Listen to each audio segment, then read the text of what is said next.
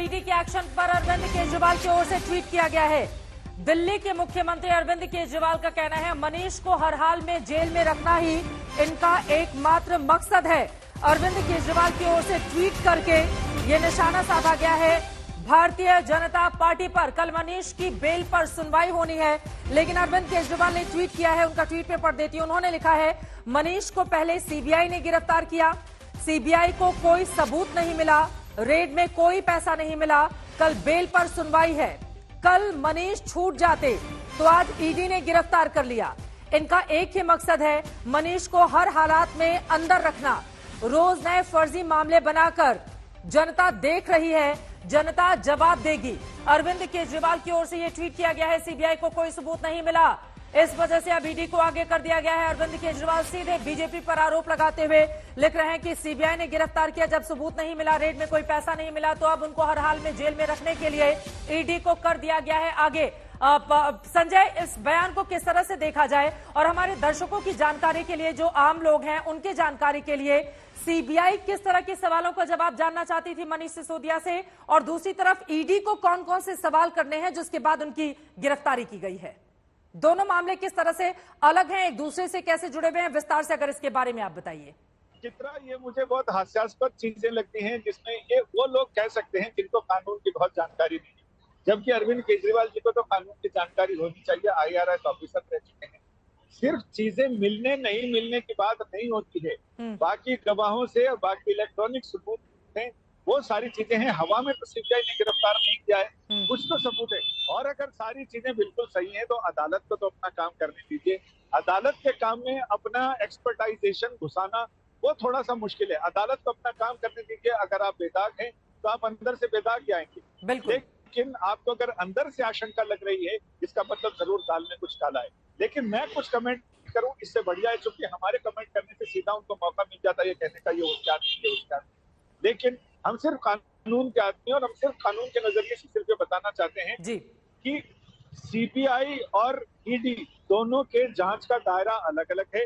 CBI का दायरा है कि ये पूरी घटना कैसे हुई, पूरा घोटाला कैसे हुआ और इसकी तह में जाना, और ईडी सिर्फ और सिर्फ आर्थिक लेन देन, हवाला के जरिए या किस जरिए से रकम दी गई, कहां से आई, मनी ट्रेल कहां से था, कहां को गया, कितने लोगों तक पहुंचा, कैसे पहुंचा, इन सारी चीजों की जांच करनी है ईडी को।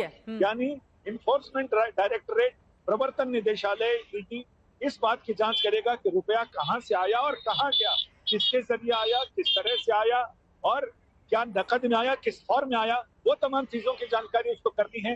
जाहिर है कि ईडी का शिकंजा ज्यादा सख्त होता है, ज्यादा पैना होता है, उसके चंगुल से निकलना वो सत्येंद्र जैन के मामले में हम देख भी चुके हैं कि ईडी का शिकंजा जब कसना शुरू हुआ तो कितने महीनों से वो जेल में है। मनीष सिसोदिया को लेकर ये जो बड़ी खबर सामने आई, हम आपको दिखा रहे हैं, ईडी ने किस तरह से 3 दिन में 2 बार उनसे पूछताछ की है। पहले राउंड में 7 मार्च को 6 घंटे तक लंबी चौड़ी पूछताछ हुई थी, 9 मार्च को 2 घंटे तक ये दूसरे राउंड की लंबी चौड़ी पूछताछ हुई, और घंटों की पूछताछ में कई ऐसे सवाल रहे जिसका जवाब वो सही तरीके से नहीं दे पाए। ईडी ने इसके बाद उनकी गिरफ्तारी की है। मुनीष पांडे हमारे साथ जुड़ चुके हैं। संजय, आप हमारे साथ बने रहिए। मुनीष, सीधे आपका रुख करते हुए, क्योंकि लगातार सीबीआई और ईडी से जुड़े हुए मामलों की जानकारी आपके जरिए दर्शकों तक मिलती रहती है। अब मनीष सिसोदिया की ये जो गिरफ्तारी है ईडी की ओर से, ये क्या बताती है, कौन कौन से सवाल हैं जिसका जवाब जानना चाहती है मनीष सिसोदिया से ईडी, जिसके बाद कल बेल अर्जी पर सुनवाई होनी थी, लेकिन उसके ठीक पहले आज ईडी ने पूछताछ के बाद उनकी गिरफ्तारी कर ली। मुनीष, सबसे पहले मैं बता दूं कि आखिरकार उनकी गिरफ्तारी क्यों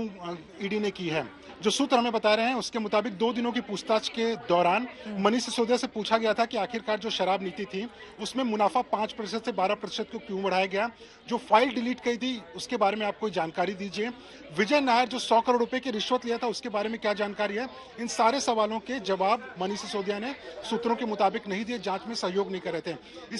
इसके अलावा ईडी ने 2 इसमें चश्मदीदों को सामने लेकर आए जो कि मनीष सिसोदिया के साथ में काम कर चुके हैं, एक्साइज डिपार्टमेंट में काम कर रहे थे उस वक्त, और उन्होंने मनीष सिसोदिया के खिलाफ में बयान दिया था। लेकिन जब आमना सामना कराया गया, उन्होंने मनीष सिसोदिया के ऊपर आरोप लगाया कि आपके निर्देशों के बाद में शराब नीति में बदलाव किया गया, लेकिन मनीष सिसोदिया अपने आप को बचा नहीं पाए।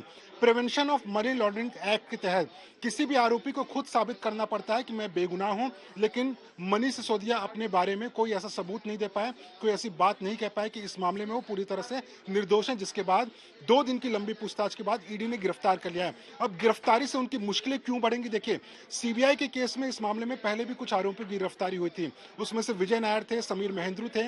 विजय नायर खुद आम आदमी पार्टी के कम्युनिकेशन इंचार्ज रह चुके हैं। सीबीआई के मामले में उन्हें बेल मिल चुकी थी, लेकिन ईडी के मामले में जब उनकी गिरफ्तारी हुई थी, आज भी वो तिहाड़ जेल की सलाखों के पीछे हैं। मनीष सिसोदिया का मामला कल कोर्ट के सामने आने वाला था। उनकी बेल एप्लीकेशन पे हियरिंग होनी थी कल, लेकिन उसके पहले ईडी की गिरफ्तारी का मतलब है कि अगर उन्हें सीबीआई की कोर्ट कल जमानत दे भी देती है तो उस जमानत का कोई फर्क नहीं पड़ेगा, क्योंकि कल ईडी मनीष सिसोदिया को लेकर कोर्ट में पहुंचेगी। वहां पर उनसे 14 दिन की हिरासत मांगेगी, यानी कि अगले 14 दिन तक मनीष सिसोदिया हो सकता है पहले ईडी के पास में रहे और ईडी की हिरासत खत्म होने के बाद में उन्हें वापस फिर तिहाड़ जेल में भेज दिया जाएगा। और हमने चित्रा इसके पहले देखा, अगर ईडी के मामले में किसी की गिरफ्तारी होती है, कई महीनों तक उसमें जमानत नहीं मिलती है। पी चिदम्बरम जैसे बड़े शख्स को भी जब गिरफ्तार किया था ईडी ने, तो 109 दिन वो जेल के अंदर रहे थे।